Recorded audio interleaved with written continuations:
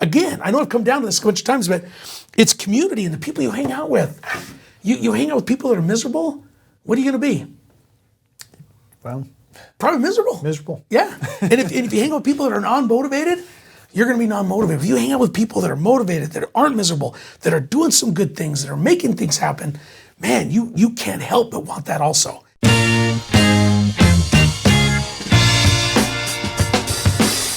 Welcome back to the Massive Passive Income Show. I'm Colter. And I'm Jason. We're glad to be here. Yes, we are. What are we talking about? So we were just talking right before we started that Colter said he just had an awesome story he wants to share. And I want to share a story too. Sometimes, when in a podcast or something, we learn stuff through life. And usually it's because either something happened to us, or we were involved in a situation, or we were involved in a conversation and we learned something. And so I think those are very valuable, and I think hopefully you guys can get something out of a couple of these stories that we're going to tell. Yeah. So just at lunch, I was talking to a good friend, and honestly, I look up to this guy. I really appreciate his sense of humor. I love the business that he's built, and look to him as a guy that, hey, he's got it all figured out. And I love that about him, because I still come away from lunch and I really like this guy. Yeah. And, but through our conversation, we learned some things about each other that I think we both appreciate and feel like we can, help each other become better because of what we learned. And in this conversation, he's like, Colter, why did you start in real estate? And when did you start? I was like, I started when I was 21, 22. And he's like, man, I didn't start even thinking about it until I was 34 years old. And he's like, so why were you motivated or interested, or what drove you down this path? And it caused me to reflect a little bit, because growing up, I was the oldest amongst my siblings, and my parents were, they were innovative and creative and et cetera. And my dad worked for the Parks and Recreation department at the city in a little town in Wyoming where I grew up. And then we moved to Washington State, and he did the same thing there. And then my grandpa got sick, and my parents needed an avenue to come back to Wyoming. And in that transition, they bought a business from my grandpa that was failing. Point blank was failing. And I remember being the oldest and being about 12 years old, and seeing mom and dad reconcile the checkbook at the end of the days and months, and it being hard on them. And they put food on the table every single day, and we were blessed that way, but it did not come without an extreme amount of stress. And I remember it's like they encouraged me to go and mow lawns, and eventually I learned how to install sprinkler systems, and I started my own little business. I was like, hey, you know what? When I went from working for somebody else, and then I created something that was for me, and I installed my first sprinkler system, like I want more of that I can control. That's awesome. And that complements me. And then I went and served a mission for my church, and I came back from that and had some conversations with some family friends, and in those conversations, he says, go learn how to do something and do it really well, and whoever employs you or hires you or contracts you will teach you and tell you how to do the rest. And I loved that. And he was in real estate, and I just was all of a sudden drawn to real estate and how that would be. And so starting at 21, 22 years old was like, this is how I'm going to make it. And I took some other professional, courses. Yeah. But real estate was always my focus. And as we talked, he and I, he starting at 34, just in the last couple of years, is saying, hey, I'm gonna have some sort of real estate complement what I'm doing. And this guy runs a solid business. Yeah. It is a producing business that's very successful and prominent. But now he's seeing this avenue of like, hey, but what am I going to do when I'm old and I'm crippled and I can't do the physical labor that I'm doing every day? I want something else that helps me. And so in that conversation, as we come away, the connections that we have and the opportunities that I think we've created, we'll run down a path, and I'm really excited for that. So what'd you learn from him? Why are you excited? Well, I learned from him is that this is a guy that's already successful, but he sees that, in the long term, that his business requires more of him physically than he wants to give, for the next 30 years. And so I see him adopting this vision that says real estate is an avenue that allows for me to become free of having to, go down the physical labor road for the rest of my life. And so what I learned from him is that even though this guy's super successful, he sees the results of other successes and what that success can entail in the long term, rather than just the really good hourly rate that he gets to charge now because of his expertise. He can create long-term wealth through an avenue of passive income producing real estate. Love it. So having that lunch, what did it do for you? I mean, I know what you learned, but did it make you realize I want to do this, or what did it do for you? Yeah, I want to go flying more. There you go. Love it. Because we talked a lot about airplanes and flying, and which is a hobby of yours. It's a hobby of mine, and we're looking at once we've been able to make each other so much money, we're going to go and buy a Pilatus PC-12. Nice.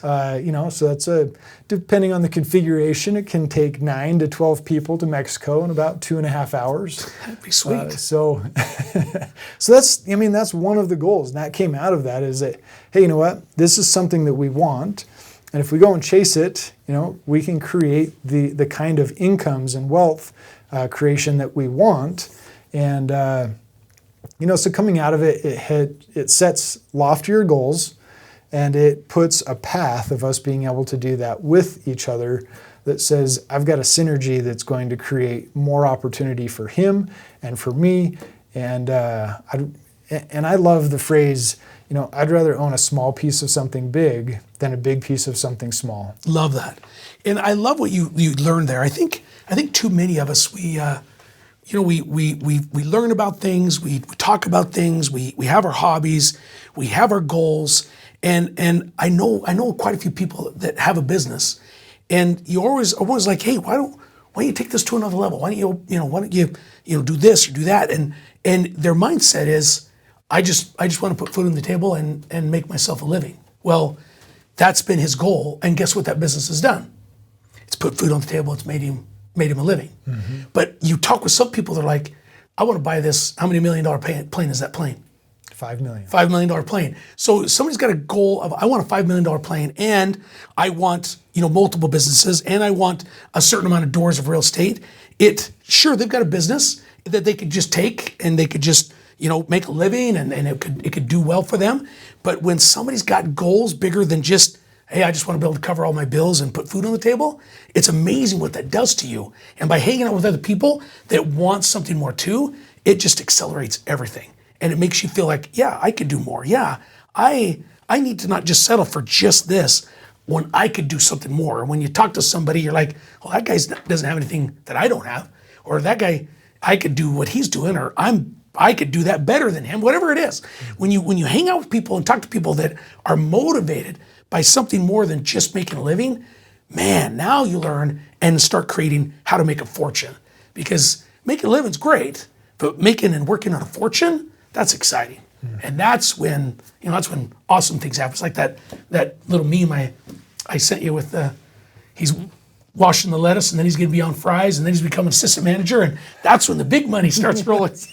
If you haven't seen it, I don't know about Coming to America. It's back in the 80s, but it's Louis Anderson and Eddie Murphy there at the restaurant, and they're talking about, how long have you been here? Well, I've been here a couple of years, and first I started off with what you guys are doing, but then I got moved to lettuce. Then I got moved into fries. Next, I'm going to be assistant manager, and that's when the big bucks start rolling. So I love that. That's always been my buddies and I, like, oh, that's when the big bucks start rolling if somebody does something, that's out of the norm. Yeah. And I think that's what, again, I know I've come down to this a bunch of times, but it's community and the people you hang out with. You hang out with people that are miserable, what are you going to be? Well, Probably miserable. miserable. Yeah. And if you hang out with people that are non-motivated, you're going to be non-motivated. If you hang out with people that are motivated, that aren't miserable, that are doing some good things, that are making things happen, man, you can't help but want that also. And what does that do? That just accelerates everything you're doing. And maybe you'll think differently on what you're doing with your business. Man, maybe I could scale this business. Maybe I could open up another store. Maybe I could bring on another product. Maybe I could buy another piece of real estate. Otherwise, you just get stuck in that same old thing, which the people that are that way, sure, they have a business, but they're just married to their job. They aren't creating a lifestyle. And we want to do this because we're creating something awesome. And I think that creating something awesome, but also being passionate about what we know and feel and is awesome for us, that passion is contagious. I mean, I had a 10-minute conversation with a doctor that is hyper successful. I mean, he is one of the top in being able to take care of patients and his focus and in his practice. And I had a 10-minute conversation with him, and I just mentioned, some of the things that I had going on. And I got a call last week that says, "Hey, I've got a commercial building. You want to come take a look at it? Off-market deal."